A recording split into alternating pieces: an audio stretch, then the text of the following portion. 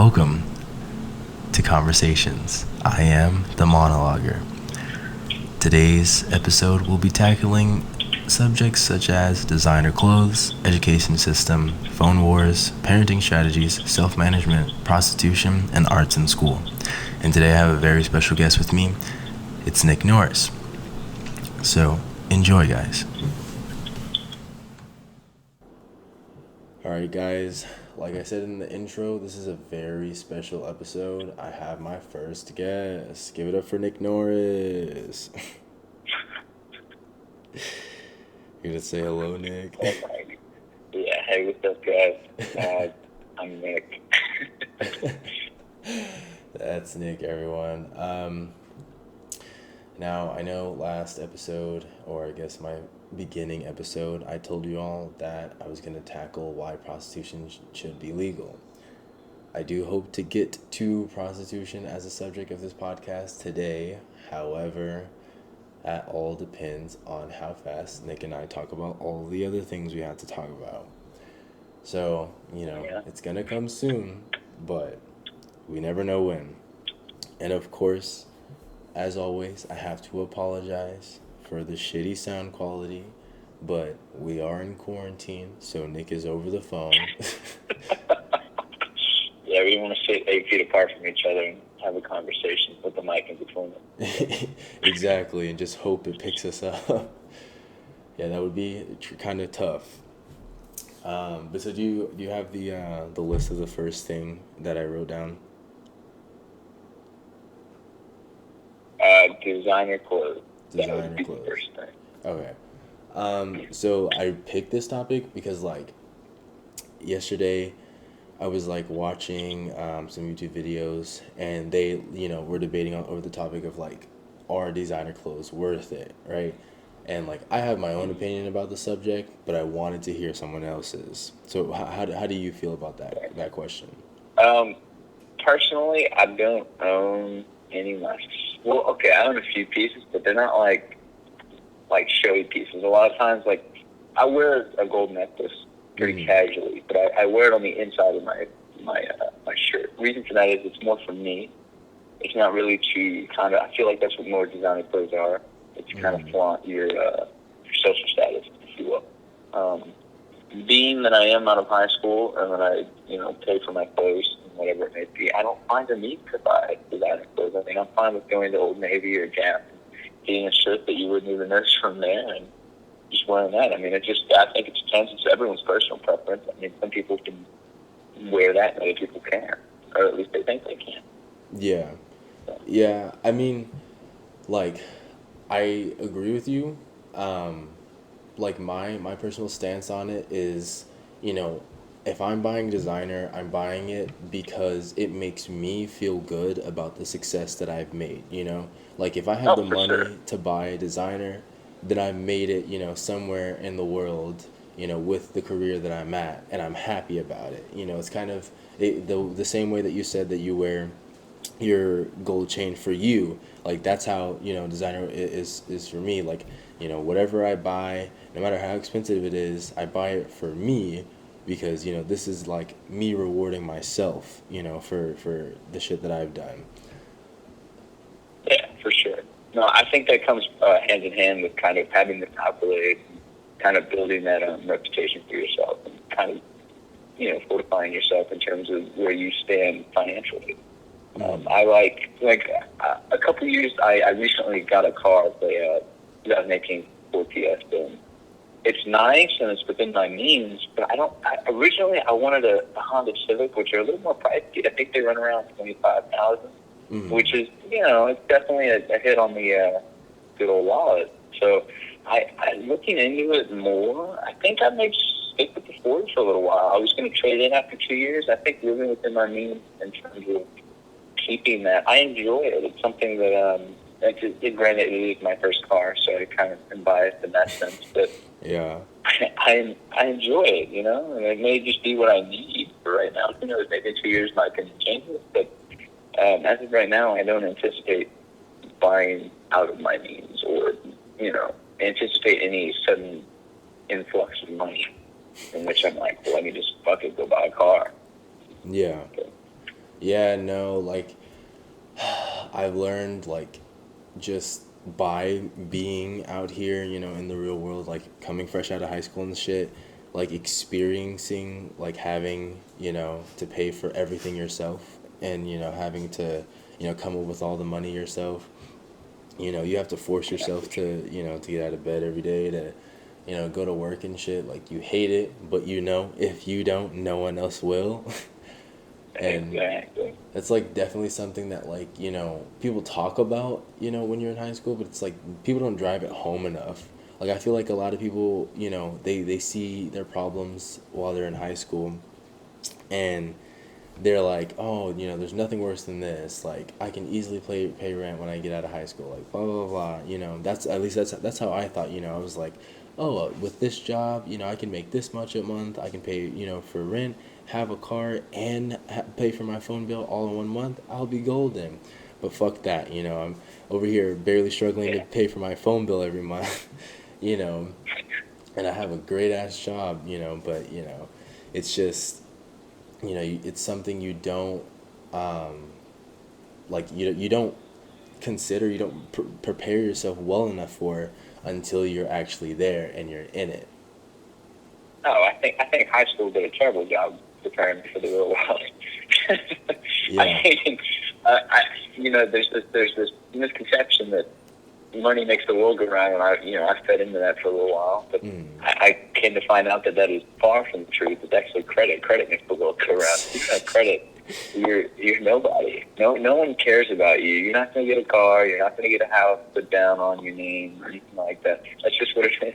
You got to have good credit, and if you don't have credit, then who cares? I mean, a lot of times the money will get you out of that situation because you give more money, they don't really care about your credit. You can put, if you're getting them, let's say you put down on a house, you put 6 months down in advance, and you sign a lease for 2 years. Well, most people will take that because that's 6 months of guaranteed money. It's half a year, Yeah. and depending on the rent, that's a lot of money. And 2 years, you have to worry about the place for 2 years. That's you'd be an idiot not to take that. But I mean, in retrospect, your APR goes up if you have Mm-hmm. a not so fabulous credit, um, and a lot of things like that. But no one, taught us that in high school. It wasn't something that was spoken about. It was just kind of like, oh, well, we're going to look into books and history and whatever it may be. That's fine. It makes sense. It's cool. But at the Mm-hmm. same time, it wasn't really preparing us for the real world. And I think that's one very key way that the school system failed us.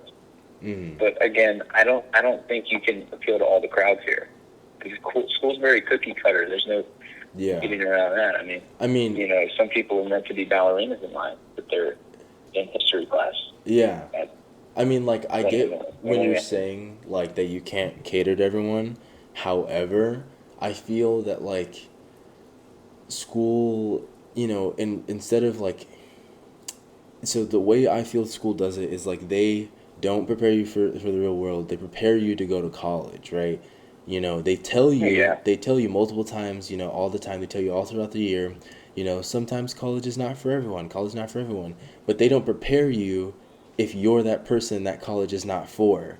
No exactly. one No, I tells get you that. how to get past that. They just go, well, if you don't go to college, you don't go to college. It's fine. And you're like, okay, so what the fuck do I do if I don't go to college? You know? Yeah, And it's like, fine. No, you're good. what I was gonna say, it's like, they want, they build you for this path, and they make it seem like, it's okay to go off this path, but they don't build you towards that path. I'm not saying, obviously you can't cater to everyone, like you said, but just instilling regular life skills that even people inside, outside of college, like wherever the fuck they are gonna use, makes sense. Like there was this there's this meme on Instagram, right? And it was like, if students are getting excited, um, about a worldwide quarantine because it means no school, doesn't that mean that we should rethink the education system? Like if you're gonna get excited about a virus because it means you have no school, then something's wrong with your school. No, for sure. I think that's just the school system. I think my favorite my favorite thing is when I'm having a conversation with somebody that I've either recently met or someone who's not super informed on my personal endeavors in my life and what they do. And they ask where I'm going to school, and I say, "Oh, I'm not in college." My favorite thing of all time is the either the face I get or the hesitation I hear when they ask me, "What do I want to do?" That's my favorite. I think that is because there's this huge stigma around not going to college. Yeah. When in reality, I'm placing myself in a better position. I know this sounds so Gen Z of me, but I'm placing myself in a better position not being in debt for something that I may not even use. You know, there's a lot of people who have a college degree who don't use that college degree for anything. Yeah. I mean, like, for example, like, I was going to go to college to be an actor. I was going to college for acting, you know, but that's not a solid job. I did want to follow my dream and blah, blah, blah, sure. But, I would be in debt, to a school for a degree that I may never ever get to use or practice, and overall, people just pay for acting classes nowadays. Like, you don't have to go to a four-year university to do that. And, like, I decided to drop out of college instead and, come home and, pursue further, goals here. And, now I can confidently say, when someone asks me, where do you go to college? I'm like, I don't go to college. And they're like, what do you do? And I'm like, I'm a marketing manager for a marketing firm. Like, like, I didn't need to go to college to get where I am, and I'm proud of where I am. Yeah, I think everyone's situation is different. Yeah. I think certain people need the not restrictedness, but the more I'm looking for. They need the regimen of being in school. They need that kind of consistency, and I find myself wanting to make things a little more consistent in my life, and rather that's me doing it in the little ways that I do. Rather it's me going to the same tattoo artist for all my tattoos, or going to the same lady who does my eyebrows, or whatever. It's the little things for me. So I find that I've been enlightened in the sense that, given the situation in the world right now, if I had decided I was going to go play college tennis, I'd gotten 2 offers for 4 hours to go play out of state, and that would have been great. But I had surgery, whatever it may be, and I had to happily decline those. Not happily, but respectfully. And looking back, I don't regret it, strictly because if I did that, I would have been right back here. Instead, with no job, no financial stability, no situation in which I can place myself so much higher, or where my confidence is diminished because of the fact that I can't go play college tennis because of the virus or whatever. I know that's a huge thing right now. A lot of people, but I think this is a good reset for the world. Although I don't think a lot of people think like that. I mean, I think everyone needs a break. Yeah, it's kind of like forcing us to, be inside our own heads, be alone with our thoughts, and kind of like sit down and analyze what we're doing in life, and what's good for us and what we need to change. Noticing our bad habits a lot easier since we're around them like so much. It just makes sense. Yeah, for sure. I mean, a lot of people neglect their own, mental being. I mean, me myself, I did that for a long time. And the whole idea of meditating and all that, it would make me kind of chuckle. I'd kind of throw my head back and be like, it's funny. It's, it helps, though. I found that it helps. I was recently in a situation where I needed to kind of take a step back and kind of indulge myself in my own mental thoughts and see what my capacity is in that sense. But I find that a lot of people, again, neglect it. Something that's very important. I mean, self-help is important, but a lot of people think it's, this kind of quirky little thing, girls talk about. They go to Starbucks and they get like a chai latte and they're good. That's not always the case. Yeah. You may need some time on your own. There's some time out of school. as we're getting now. Or, I realize a lot of people are walking now. I mean, they don't really have much else to do, but I mean, a lot of people are walking. They're enjoying being outside. Yeah. Which I think is a hell of a thing. I mean, Yeah. not even a couple of days ago, I drove down the street and come to find out, no kids are playing outside, whatever it may be. And now, given this situation, I can't drive 5 minutes without people walking past me while I'm driving. I mean, it's fascinating. Yeah. Yeah. I mean, it definitely, like, I know for me personally, it made me, like, kind of just realize where I was and, start to just, like, I guess notice the different weather patterns. Like, I'm noticing the weather a lot more, than I would, if I was working all the time. Because, for me, I wake up at 5 o'clock in the morning and I don't get home, or I leave my house at, 5:30, and I don't get home from work until, sometimes 9, 10 o'clock at night. And so, I'm working all day long, every single day except for Mondays. And, I'm just always, just working, going home, going to sleep immediately, and then, waking up and going back to work again. But, being home, being forced to sit and, just be here, it's I'm even noticing things about the backyard that I didn't even know that were there. I'm like, what the fuck? How long has that been there, And it's it's been there all the time, I was just so going, that I never, took the time to notice it.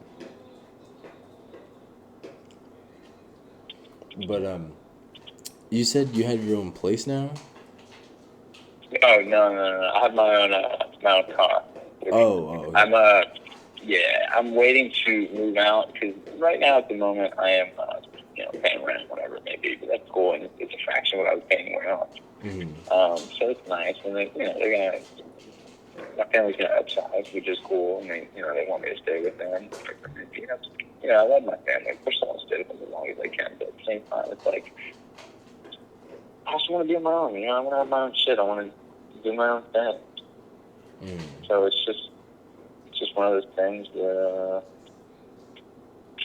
I think it'll come in time. I'm in no rush, given the situation. I don't think I would have been in a good place if I had moved out. So I think everything's kind of working out for a reason at the moment. In terms of me not being in certain situations or whatever it may be. I'm thankful that I didn't pull the trigger on a couple things that I thought I was going to pull the trigger on. Yeah, I know exactly what you mean. Yeah, the world's a little bit of a shitstorm right now. Yeah, and there's times like this where I sit and I think about past decisions, and I'm like, I'm so fucking glad I didn't do that. Oh yeah, especially right now. Yeah. And then, there's also those decisions where I'm like, I'm really glad I did that. Yeah, for sure.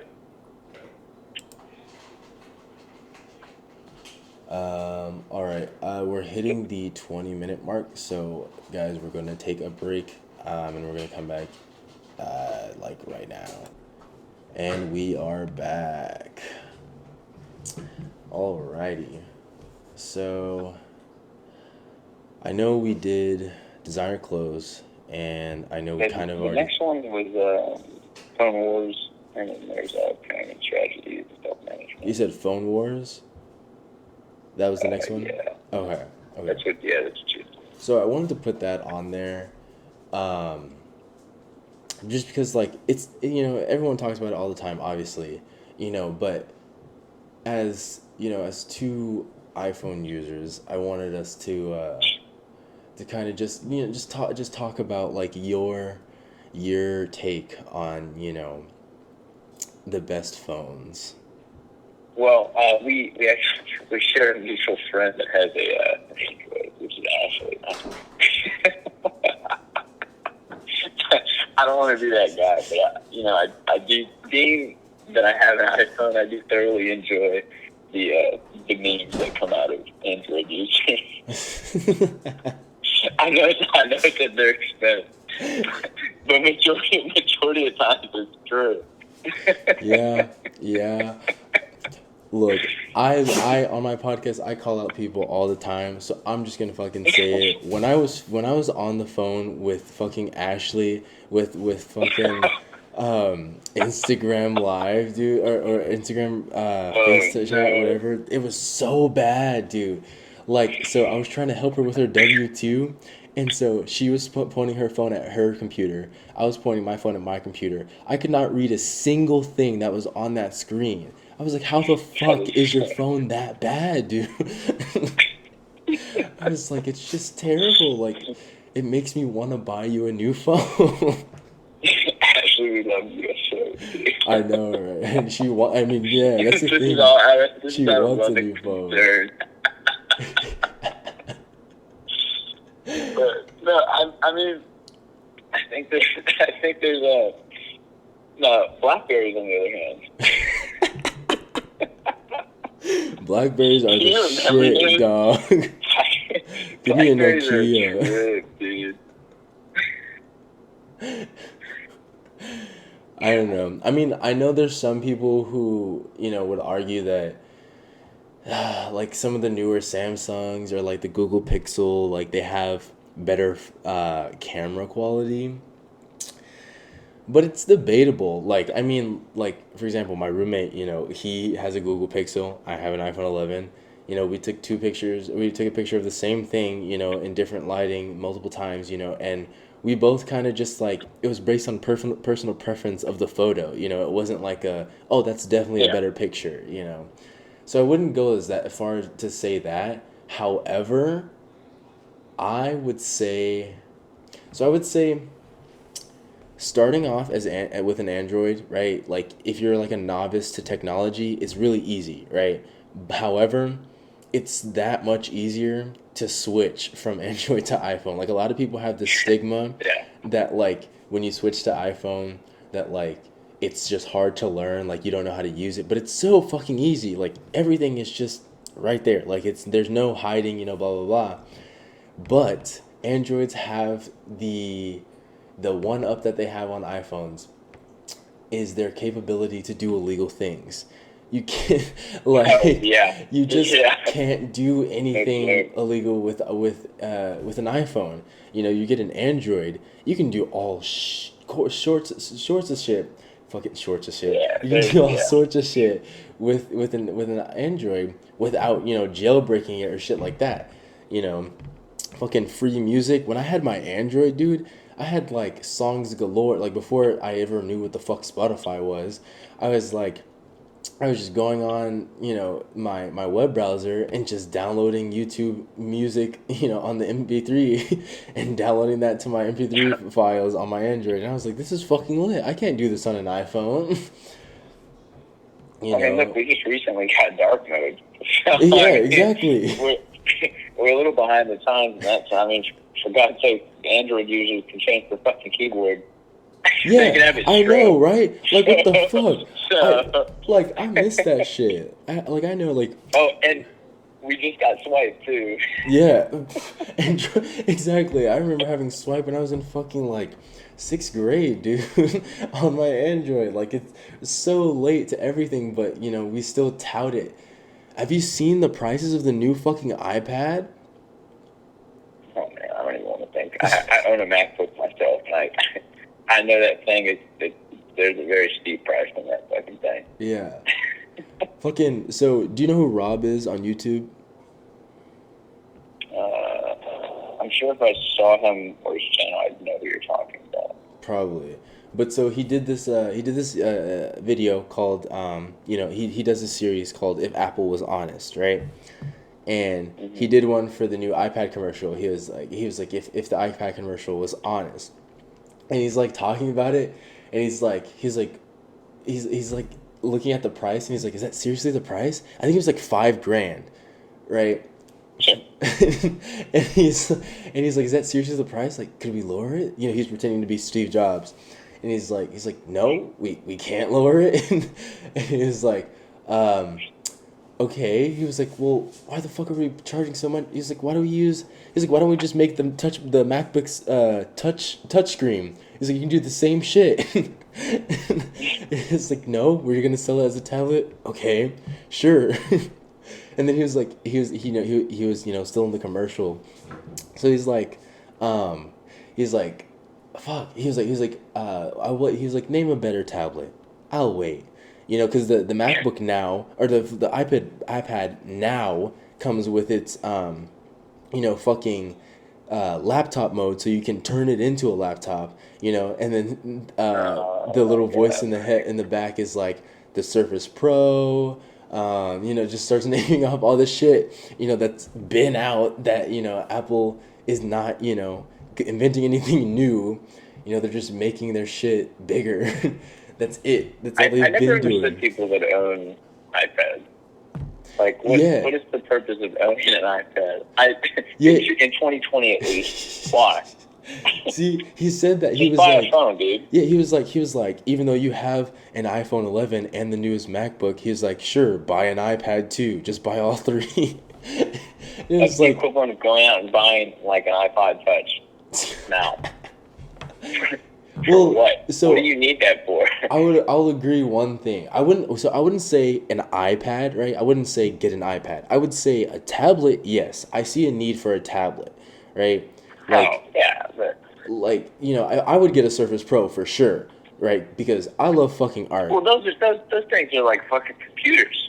I mean, at that point, you bought a computer. Well, but so that's what they want to push to you that the iPad is. No, the iPad's an iPad. It's just a big phone. If I want a computer, yeah, it's just a really big fucking... one time I was at church and I saw someone pull out a fucking tablet and put it to their fucking head like a phone and talk to someone. I was in awe that people do that. And he pulled it, no shit. No, I don't know how he fucking fit it in there. He pulled it out of his pocket. How? Was it a mini? I was like, dude, what the fuck is this? I used to have a Nook tablet from Barnes and Noble, and I could fit that tablet. It was a 7.5-inch display, and I could fit that tablet in all of my pockets. It was the funniest shit ever to just pull it out of my pocket, just walking around with the full ass tablet. You want to know? I will tell you, I missed the headphone jack. Yeah. Even though I have AirPods, but like that's the only reason. Like sometimes like at the shop I work at, sometimes I want to play some music and I go, oh man, I don't have my dongle. Yeah, exactly. What the fuck is this? Why do I need a dongle? Exactly. I mean, I get it. The sound system's ancient as all fuck, but a dongle, really? Yeah, I mean, at the same time, like, why would you make a lot of the products that we use to broadcast music on obsolete until we buy the dongle?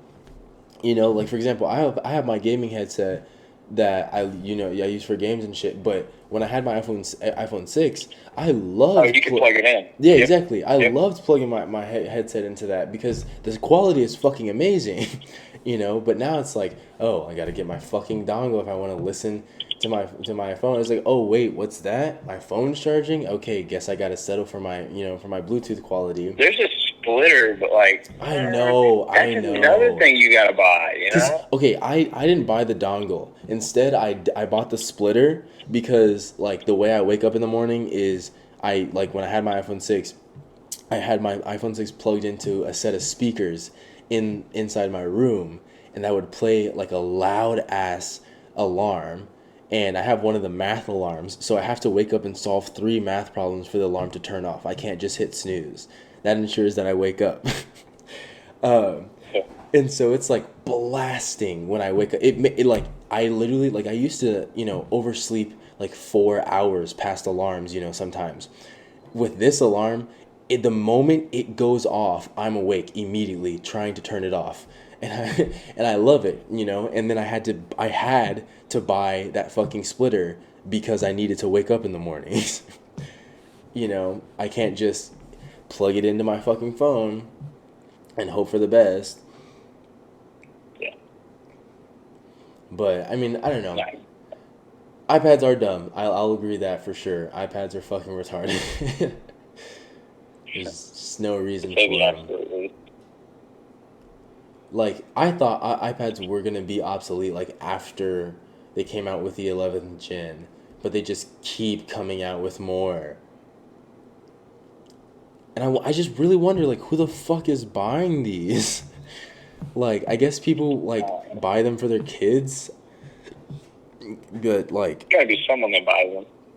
I mean, yeah, for sure. Sorry, I mean, yeah, for sure. But still, what's the point, man? What is the point?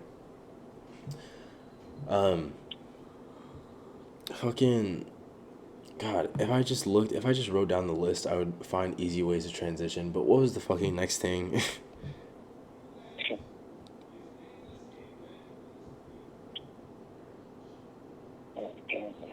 What is this? I'm trying to figure out.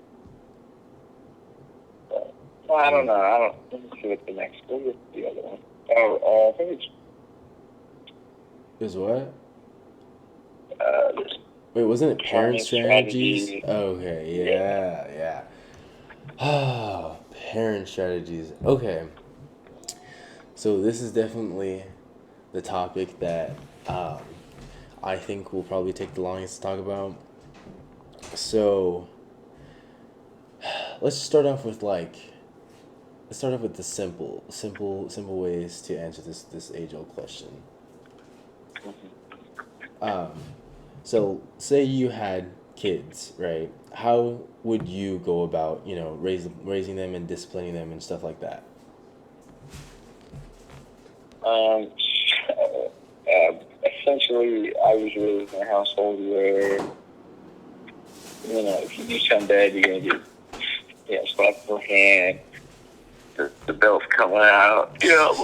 Old fashioned, I guess, in today's terms. I mean, Yeah. I think sometimes a guy, like, I'll say this very sparingly, sometimes the kid can use a real good ass beat. I mean, it's just, I know I could at times, Mm-hmm. I'm not special. Some kids need to be, you know, disciplined. That's what I'm trying to think of. Can't think of that. They need to be disciplined sometimes. I mean, unfortunately. I mean, it's just what it is. Mm-hmm. So, But, like, I definitely agree with the old fashioned way. I mean, like, that's how I was brought up, you know. Uh, if I did, for example, I stole my mom's car one day when I was in I think it was like freshman year or sophomore year, one of the two. I stole my mom's car just so I could drive to school, like for point 0.2 seconds, show everyone that I drove, and then drive back home and catch the bus to school. And I deserve to have my ass beat then, I'm not gonna lie and say I didn't, you know. I just believe that there's definitely, you know, ways to prevent, having to go about things that well, way. And yeah, I agree with you. I think once you hit that age, there's no reason. I think there's an age, I would say probably around now, I may be very in the minority here in terms of how I feel in my standings, but I think once you hit like middle school, I mean, I'm not going to whoop your ass for, you're a grown kid, you're going to fuck up. It is what it is. Yeah. yeah. No, yeah, for sure. Like, no, so the way I see it is, you're, my job for your early years is obviously, to teach you right and wrong. And, I'm going to try, my hardest during those early years to instill in you, without the rod, that, you know, this is shit that you can't do, But if you, continue to do shit, or if it's not getting through your head, I'm going to have to try different strategies, of course, right? But I do agree with you, like, once you hit, like, 13 years old, it's like, at that point, I'm going to let you start living with your consequences. Like, for Well, at that example, point, I'm going to take you out back and I'm going to fist fight you. I'm just kidding. you sound exactly like my mom.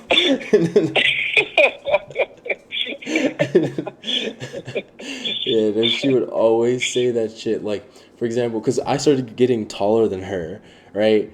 And I remember Yeah. one day, like she would always threaten. She would always threaten that she was gonna bring me down to her size, right? Like just always. She was intimidated by how tall I was, but she was making it seem like I was trying to intimidate her when I really wasn't. I was just chilling, you know.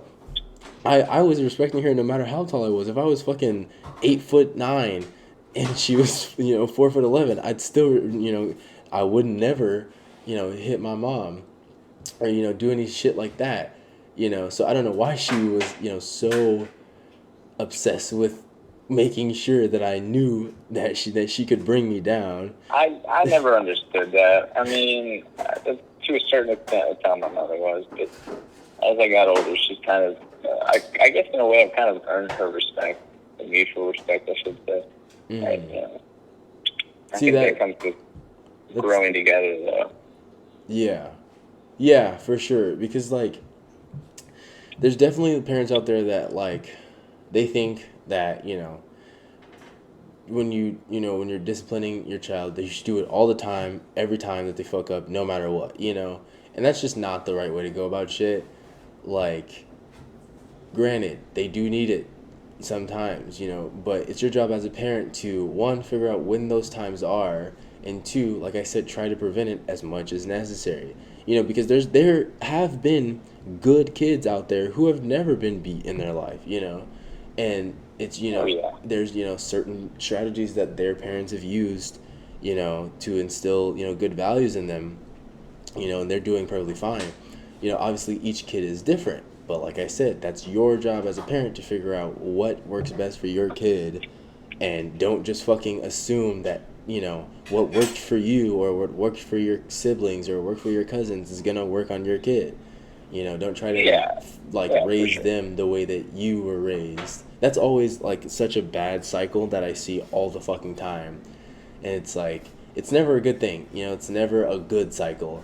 I never see anyone who's like, "Oh, well, like my parents, let me, do this and blah blah blah, and like I turned out fine, so I'm gonna, to raise you the same way." It's more like, well, my parents beat the fuck out of me all the time, even if I just didn't, eat one piece of broccoli. So, you're gonna get the same treatment, and I hope you turn out better than I did. Yeah.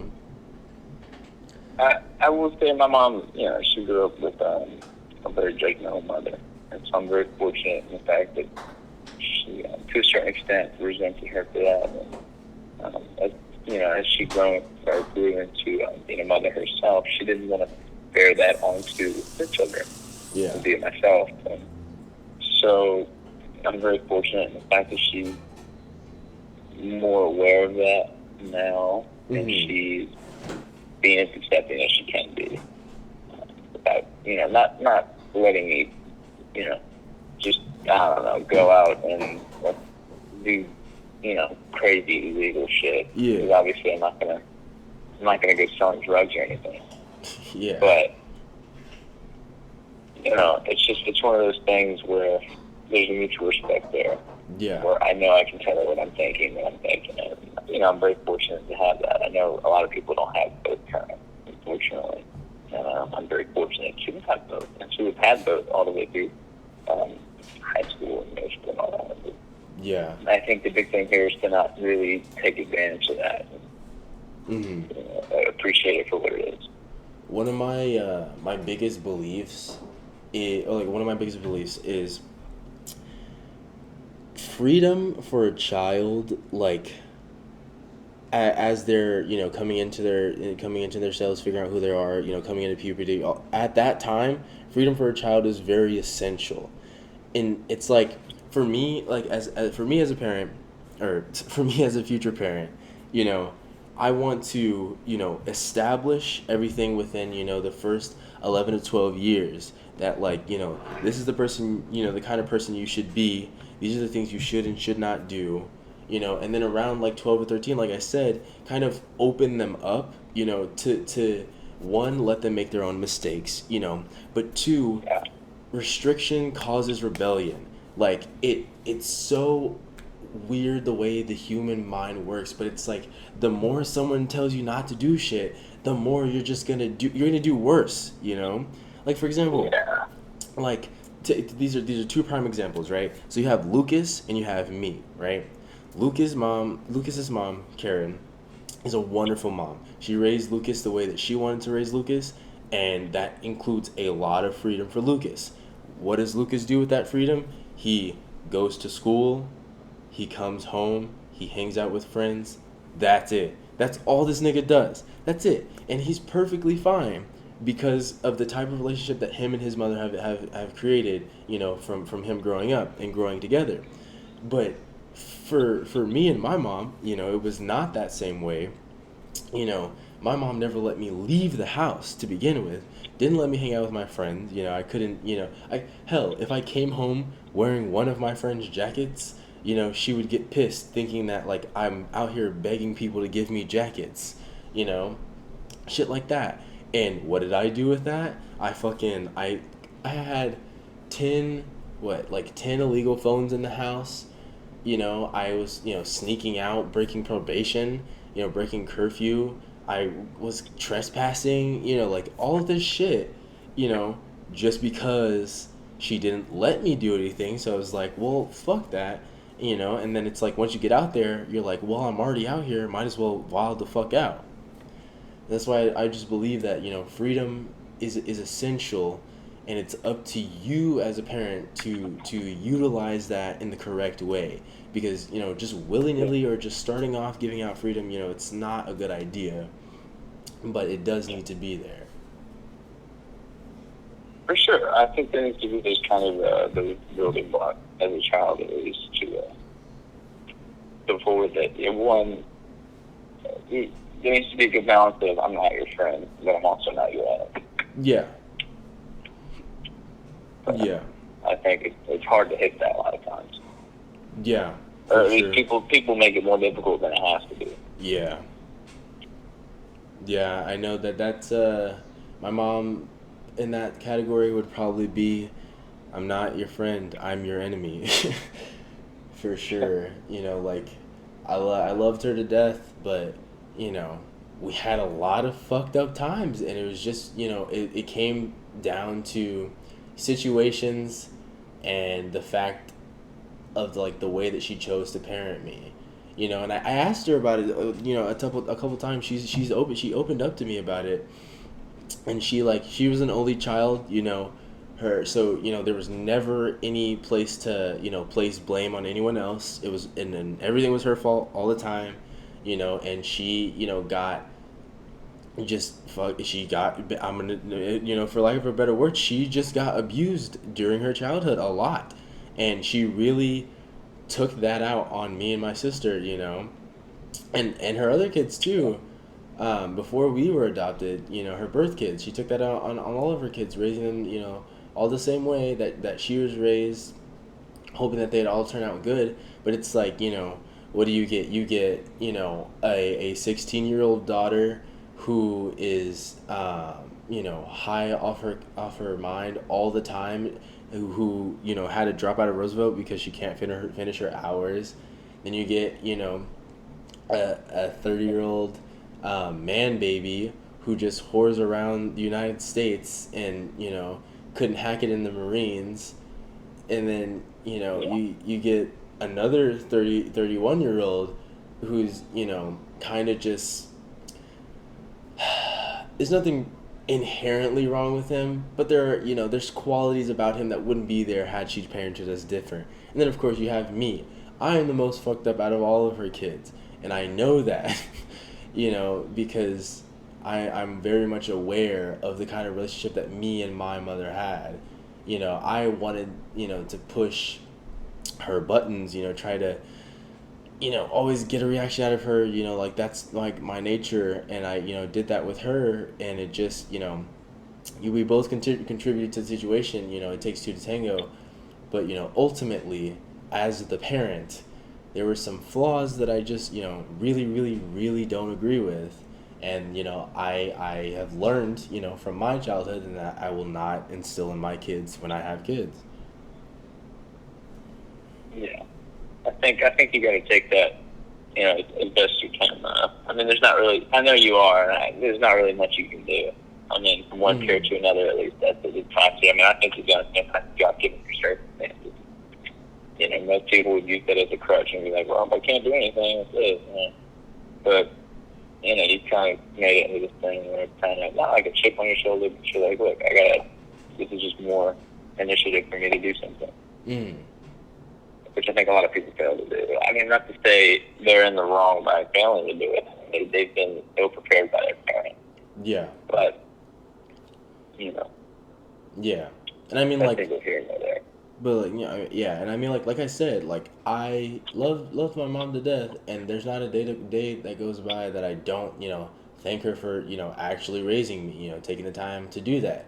There are certain qualities that, I have gotten from her that I would say I enjoy. I am thankful for these qualities, and I would not have them had she raised me a different way. But overall, like as an experience and as a person, I just don't agree. you know. Sure. Wow. Wow. That's interesting. Um, what was the next one? Or what's on the rest of the list? Prostitution, And then that's it? arts in school. Arts in school. Okay, we'll save prostitution for last. So let's talk about arts in school real quick. Um, um, so I Well, the only experience I have is high school. Woof, So woof. I'm pretty limited, and we know how that works. I mean, Yes, but hold on. Let me formulate the topic fully. Um, so I would say okay. So I personally, right, my stance on arts in school is that it is a necessary component for every single child, to have the opportunity to do. And it should be a good experience, um, because, it serves as a creative outlet for kids, not everyone can just, go home and start painting or, go home and act in front of their family, you know. And so I think it's a great resource, and I do not feel that that should be the first thing that's always cut from budget whenever the school needs to make money. Like I think there's plenty of other things that schools can cut down on first before they cut arts in school. And and in my opinion, I don't think it should ever get cut because I think it's an essential part of of high school and of college, especially high school though, because it's like in high school you're discovering who you are. For the most part, you're trying to figure out who the fuck you are, what the hell you want to do. If you take away arts, from school, and it just kind of wipes that. It's kind of just like mundane again. You're not doing anything. You're just going to school. There's no there is no excitement. There is no yeah, there's no drive. You're just going to classes, filling out work, blah blah blah blah.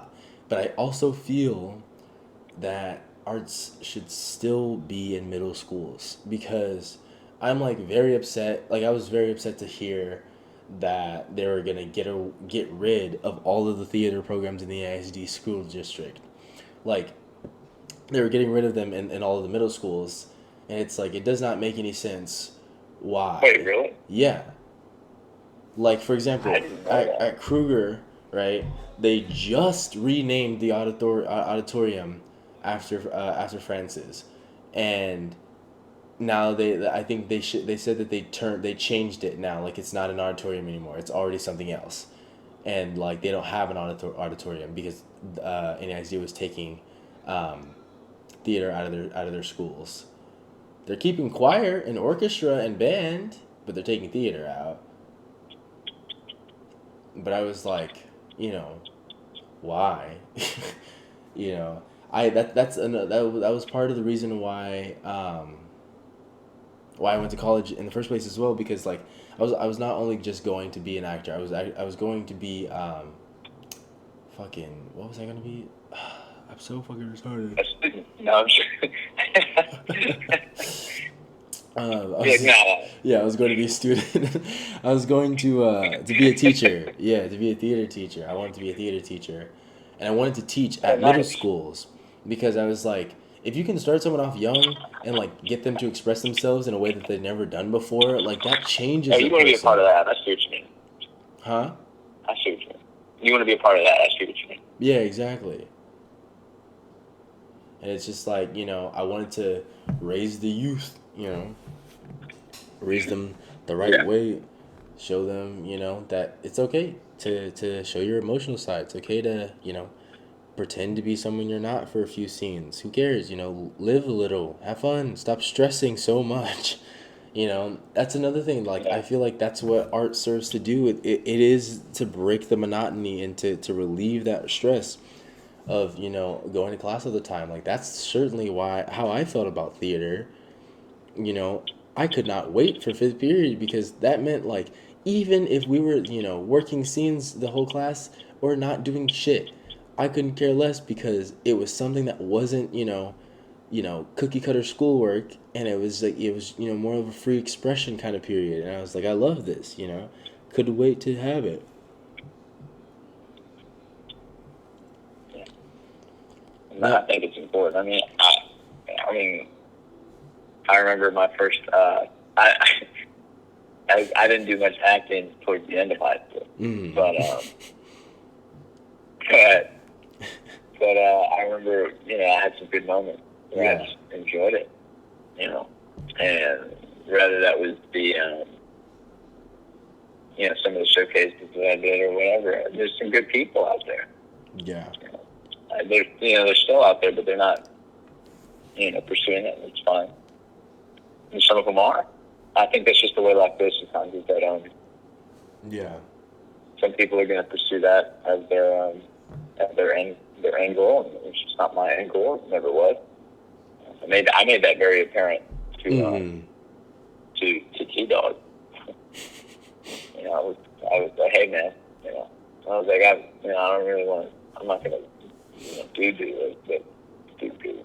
I'm not gonna do it. But I was Yeah. like, I'm honored, to be here, whatever it might be. Yeah. And he was happy to have me around for the most part. So Yeah. it was a good story. I mean, no, I definitely feel you on that. And I mean, like, I think the same. I think the same goes for sports as well. Obviously, I can't speak on sports as a student athlete. I can only speak on sports as an exterior athlete. I've only played outside of school. Um, Mm-hmm. but I think it also sports definitely helps provide structure in student life. Like because you always have you always have practice. You always have your games. You always have your meets, shit like that. And it teaches you to keep deadlines a lot easier than like homework does, because like sport, if you're joining a sport, it's something you actually want to do. No one's forcing you to do that, right? So you're going to be keeping that deadline because it's something you want to do. You want to keep that deadline. But you know if you're just in history class, you're not going to worry too much about keeping um, that deadline. Because if someone's forcing you to do it, you don't really want to do it. Yeah. But yeah, I mean, I don't know. These were I'm gonna pat myself on the back. These were okay topics for sure.